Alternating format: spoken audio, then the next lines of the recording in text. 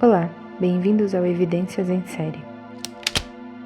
Eu sou Jéssica Liadef e estou gravando para você da cidade do Rio de Janeiro, onde fazem 18 graus e tem um céu bem nublado em minha janela agora. Esse podcast descreve cenas fortes relacionadas à morte.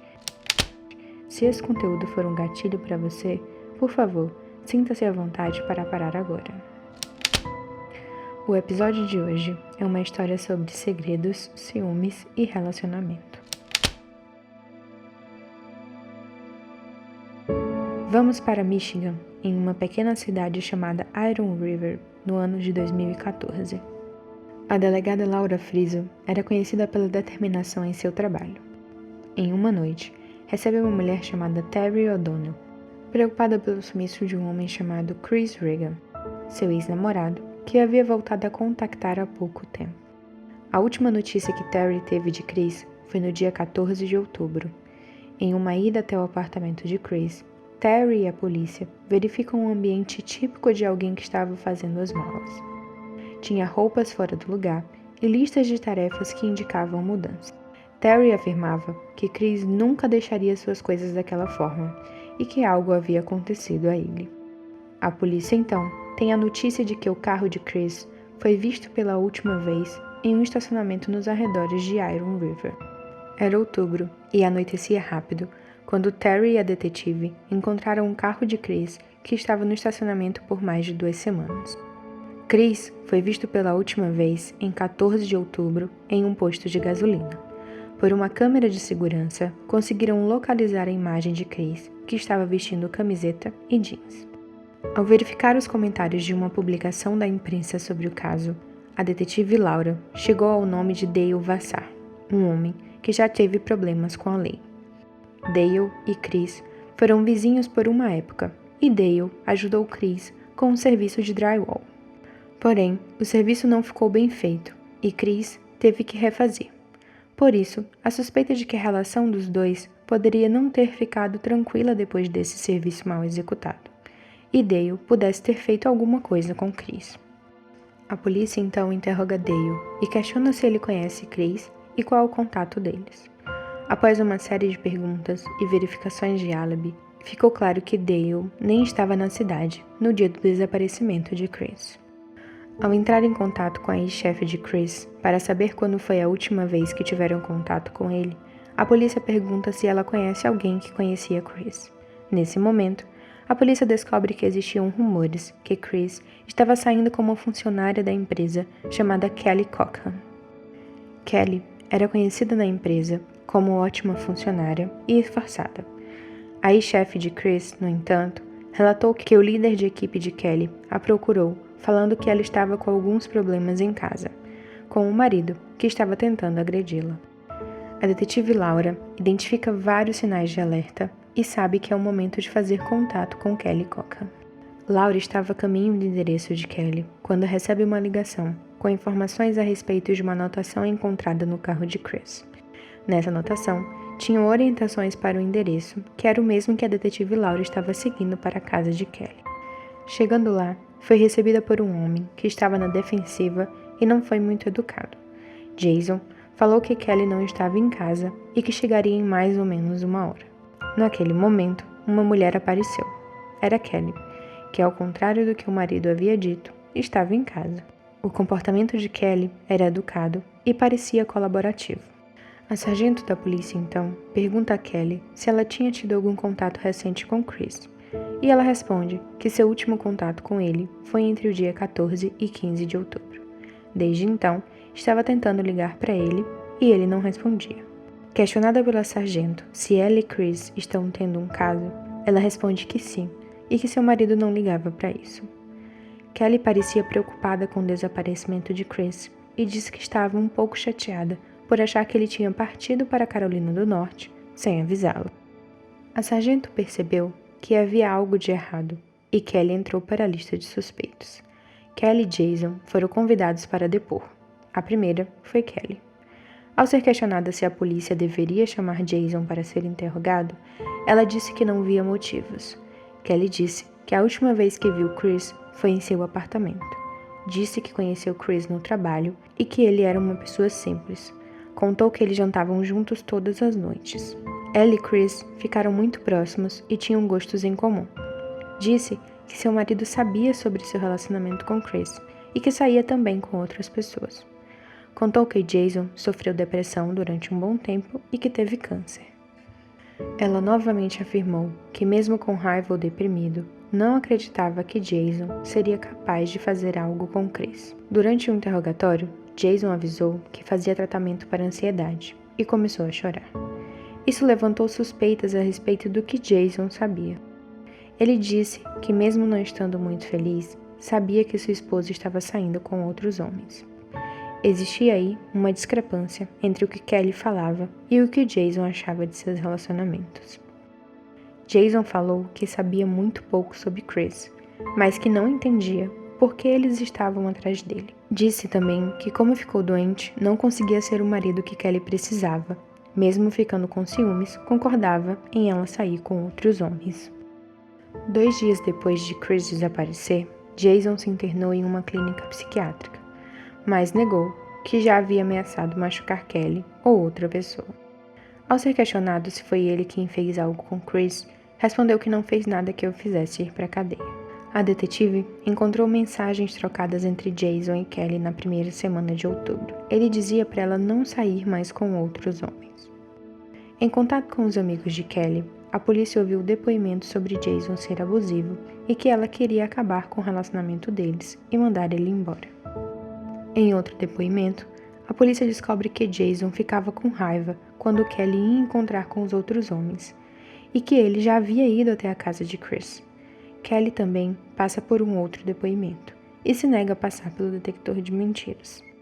Com o depoimento de Eric Erickson, o outro homem com quem Kelly saía, a delegada constatou que Kelly já conhecia o estacionamento onde o carro de Chris foi abandonado. Eric, ao ser questionado pela delegada se aceitava passar pelo polígrafo, aceitou. Depois do polígrafo, Eric deixou de ser um dos suspeitos do crime. A polícia então conversa com Art Johnson, amigo de trabalho de Chris, que também conhecia Kelly. Ele disse que no trabalho, muitas pessoas já sabiam que Chris e Kelly estavam saindo juntos, e Chris não ficou muito feliz ao saber que essas informações não eram mais um segredo. Era 5 de março de 2015. A delegada Laura conseguiu um mandato de busca para a casa de Kelly e Jason Cockham. A polícia questionou o casal a respeito de armas, e Kelly menciona uma arma calibre 22 guardada no armário da TV. Durante a busca, Kelly estava bastante agitada, e Jason parecia com medo e estava quieto. A polícia encontra várias facas e espadas, um taco de beisebol, uma arma calibre 22 e um revólver. Os peritos criminais encontram reações luminosas a sangue, como respingos no teto.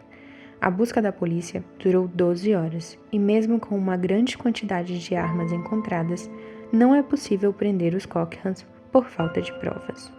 Na manhã seguinte à busca, os Cockhams fugiram. Ao conversar com os vizinhos do casal, a delegada Laura questiona se eles perceberam algo estranho na época em que Chris desapareceu. E eles responderam que escutaram tiros, gritos e portas de carro batendo. Nos dias seguintes, escutaram o som de ferramentas elétricas no meio da noite e barulhos de obra durante a madrugada na casa dos Cockham. Os vizinhos ainda comentam de uma noite, quando os Cockhams os chamaram para um churrasco. Acharam estranho, pois o casal dizia não ter dinheiro, mas havia muita carne no churrasco. O vizinho conta que a carne era estranha e que era algo que ele nunca havia comido antes. Era transparente, tipo lagosta ou camarão, e tinha uma textura mole. Os vizinhos ficaram desconfiados daquele churrasco depois que descobriram que Chris tinha desaparecido e que os Cochrans eram os suspeitos. Os resultados do laboratório de análise criminais chegaram, mas não apresentavam resultados conclusivos em relação ao tipo de sangue encontrado na casa dos Cochrans. A delegada Laura volta à casa dos Cockham e retira portas onde foram encontradas possíveis marcas de sangue. A polícia tem acesso à localização de Kelly e Jason através de um rastreador GPS colocado na caminhonete dos Cockham. Segundo informações do GPS, Kelly e Jason estavam indo em direção à Indiana, na sua cidade natal. Os vizinhos dos Cockhams no Michigan começaram a colaborar com a polícia e gravar contatos que faziam com eles. Com uma confirmação de que os Cockhams estavam na casa da mãe de Kelly, a polícia foi até a casa cumprir um mandato de busca para recolher o DNA do casal. Durante a coleta de DNA, Kelly foi confrontada sobre os fatos que não batiam com sua história contada. Ela estava resistente e disse que não iria mais responder perguntas e solicitou um advogado. Durante a noite do mesmo dia, Kelly liga para a emergência solicitando uma ambulância, pois Jason não estava respirando. Ao chegar lá, os paramédicos verificaram que Jason estava sem pulso e constataram sua morte, que parecia ser uma possível overdose. A polícia de Indiana inicia suas investigações sobre a morte de Jason e, consequentemente, sobre o desaparecimento de Chris. O investigador de Indiana verificou nas anotações da equipe de paramédicos que Kelly não estava cooperativa no momento em que chegaram na casa para atender a emergência e que parecia querer atrapalhá-los. O relatório da autópsia de Jason chegou e foi determinado que ele havia sofrido homicídio e a causa da morte era o estrangulamento. Por depoimentos dos vizinhos, Kelly e Jason haviam feito uma fogueira que tinha um cheiro muito forte nos dias próximos ao desaparecimento de Chris. A polícia também encontrou restos da fogueira atrás da casa dos Cochran. Nos restos de cinzas da fogueira foram encontrados restos de zíper de uma calça jeans e um pedaço de lâmina de uma serra elétrica. As amostras recolhidas nas buscas não serviam como prova, pois já estavam comprometidas demais com outras substâncias. O FBI entra no caso e colhe informações do GPS do carro de Chris e conseguem provar que ele esteve na casa dos Cochrans na noite que ele desapareceu. A polícia também encontra, embaixo da casa dos Cochran, um pé de coelho, que, segundo testemunhas, era de Chris. A polícia de Indiana continua investigando a morte de Jason, mas Kelly não quer colaborar. Eles entram em contato com um amigo de Jason que achava Kelly controladora. Após uma estratégia da polícia, junto com seu informante e amigo de Jason, Kelly, acreditando que o amigo possuía uma carta escrita por Jason para entregar à polícia, procura o delegado e diz que vai contar o que aconteceu com Chris. Kelly diz que Chris está morto e que Jason atirou nele, e que, em seguida, eles cortaram o corpo para se livrar. Kelly leva o delegado a uma estrada, onde ela afirma ser o local onde despejaram os restos mortais de Chris, e depois volta à sua casa para fazer uma reconstituição do crime. Ao contar o que aconteceu no dia do crime, disse que ela e Chris foram até a sua casa e estavam se abraçando quando Jason atirou em Chris pelas costas. Ela afirma não saber que Jason estava em casa. Em seguida, Jason desmembrou Chris e a obrigou a limpar.